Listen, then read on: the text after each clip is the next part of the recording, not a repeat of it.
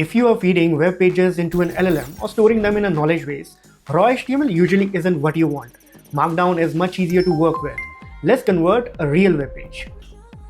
I am on the Geekflare's web page to Markdown Converter. All it needs is a URL. For this example, I'm using docker.com.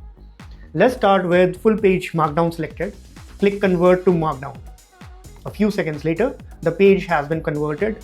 You can scroll through the output, copy it, or download it as a Markdown file. You will also notice Geekflare also shows the word count, character count, and an estimated token count, which is handy if this content is going into an AI workflow. Now, let's switch to main content online and run it again. This removes things like navigation, footers, and other page elements that usually aren't useful when you are processing content. If you are preparing documentation or training data, this is often the cleaner option. The difference is easy to spot. The full page version keeps the entire structure of the web page. The second version focuses on the article itself, which means there is less cleanup before you use it somewhere else.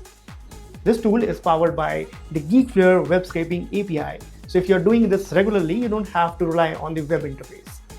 You can call the API directly from your application and automate the entire process.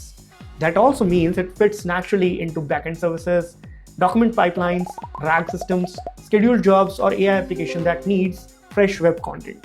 And if you're using AI tools that supports MCP, Geekflare provides an MCP server, allowing compatible clients like Claude Desktop, Cursor, VS Code, and others to work with Geekflare APIs as part of an AI workflow. That's the web page to Markdown converter. Try it with one of your own web pages and see which outputs works better for your use case.